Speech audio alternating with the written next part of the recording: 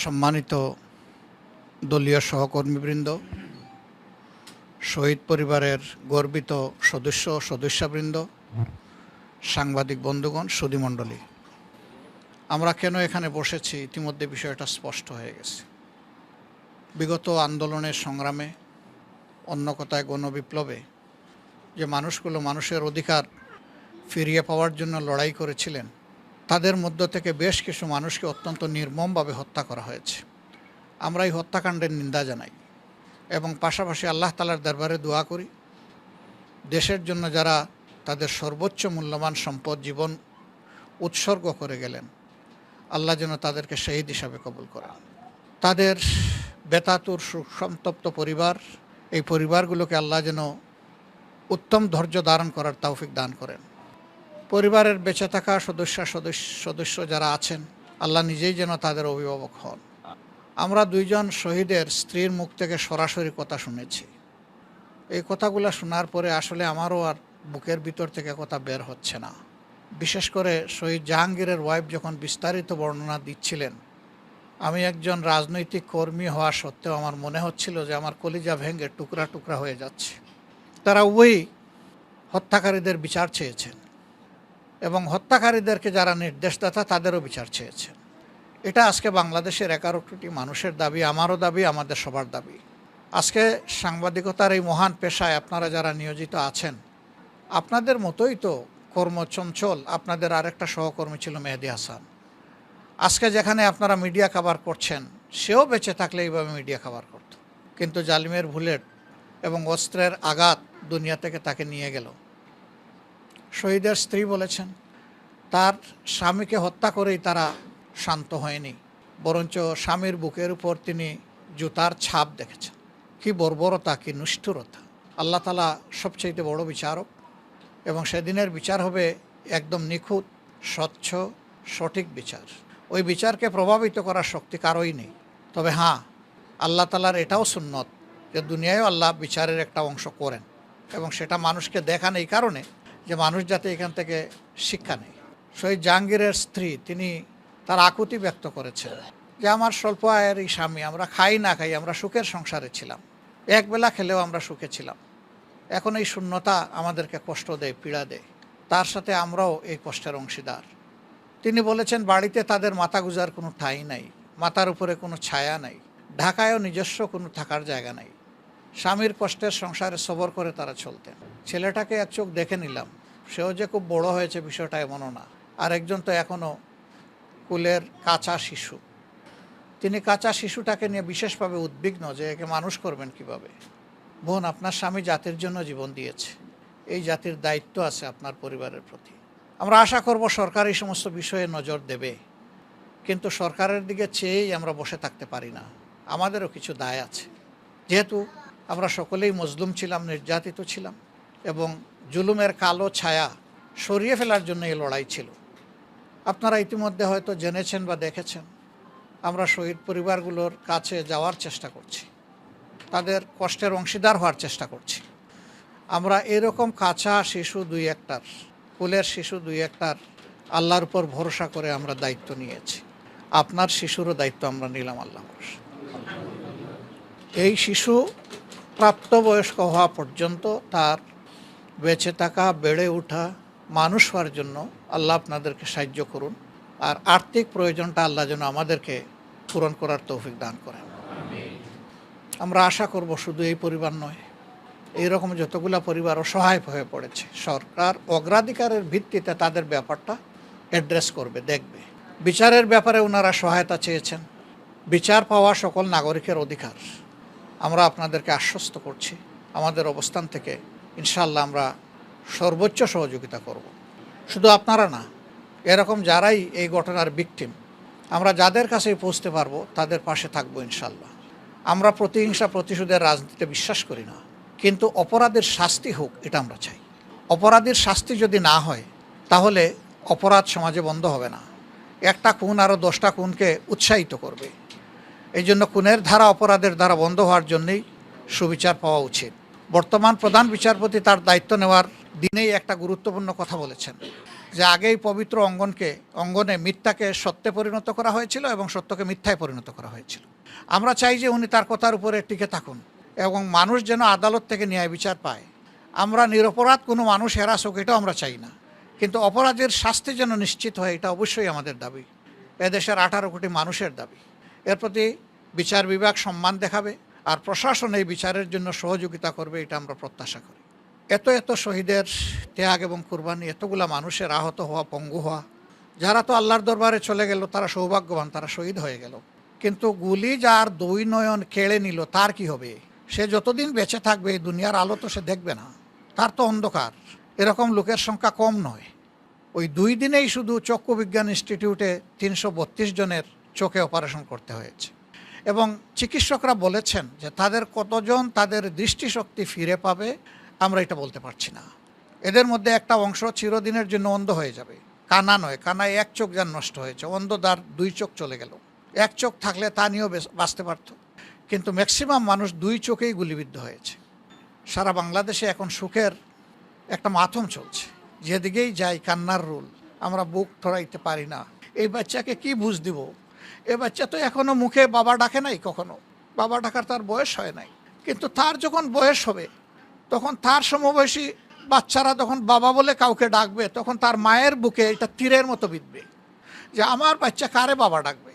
নিষ্ঠুরতা আমাদের সমাজকে এইভাবে চেয়ে পেয়েছিল ক্ষমতার নেশার কারণে। সেই ওনারা ক্ষমতা ছাড়লেনই, কিন্তু দেশটার সর্বনাশ করে ছাড়লেন। আমরা দোয়া করি যারা মানুষের উপরে জুলুম করেছেন আল্লাহ তাদেরকে হেদায়েত দান করুন, আল্লাহ আমাদেরকেও কামিল হেদায়েত নসিব করুন। তারা যদি হেদায়েতের প্রতি ফিরে আসেন, তারা যদি আল্লাহর দরবারে তওবা করেন, তাদের জন্য সৌভাগ্য, জাতির জন্যও সৌভাগ্য, কারণ আর জাতি তাদের দ্বারা জুলুমের শিকার হবে না।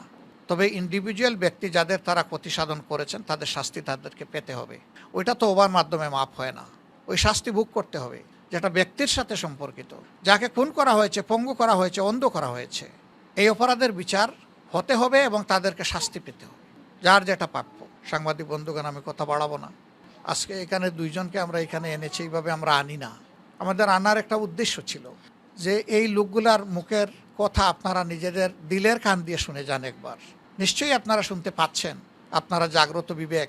আমাদের বড় আগ্রহ ছিল যে সবাই মিলে আমরা শুনি, আপনারা শুনেছেন, তাদের আকুতি আপনারা জাতির কাছে পৌঁছে দিন।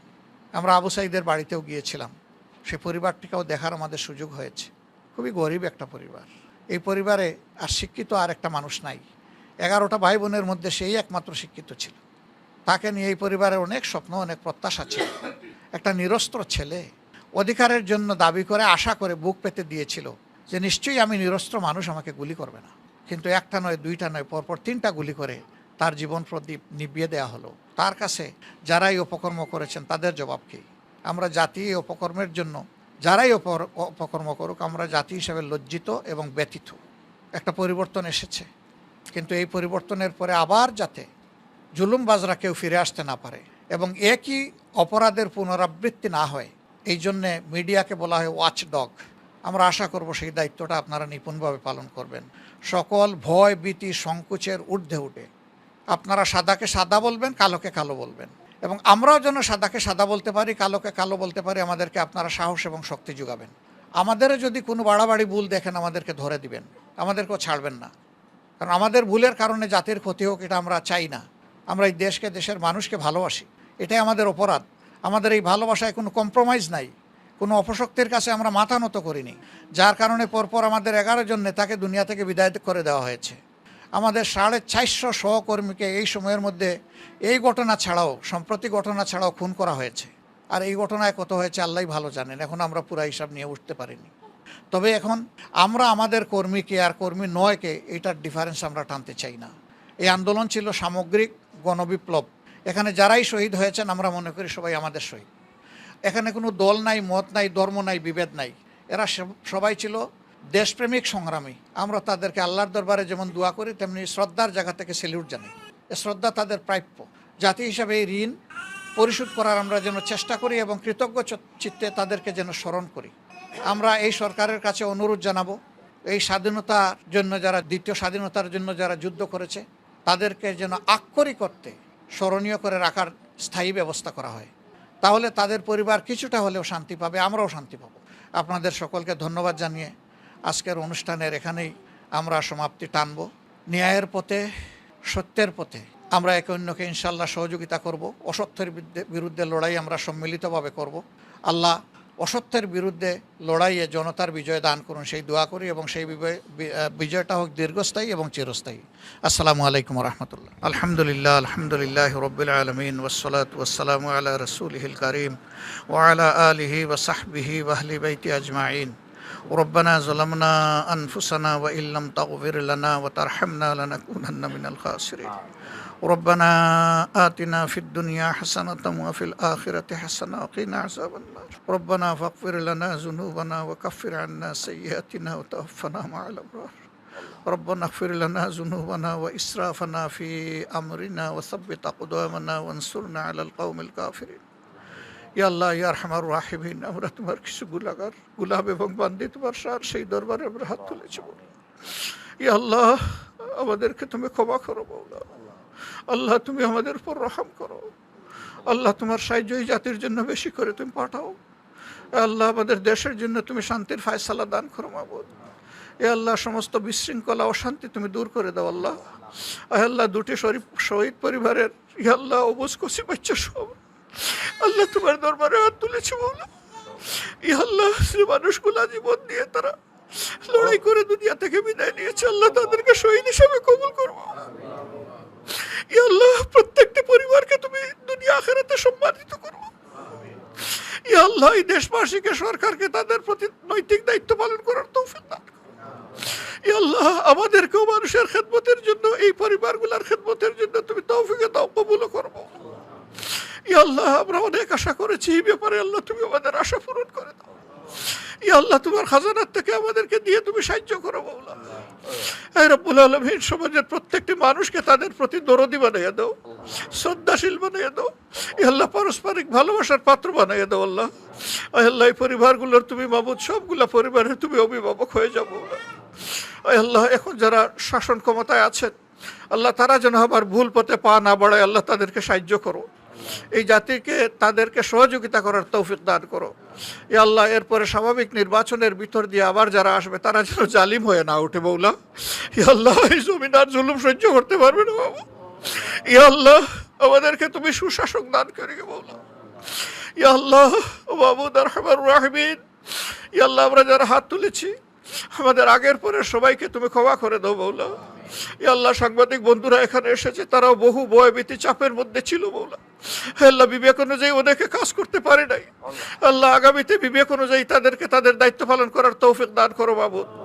সুবহানা রাব্বিকা রাব্বিল ইজ্জাতি আম্মা ইয়াসিফুন ওয়া সালামুন আলাল মুরসালিন ওয়ালহামদুলিল্লাহি রাব্বিল আলামিন। আসসালামু আলাইকুম ওয়া রাহমাতুল্লাহ।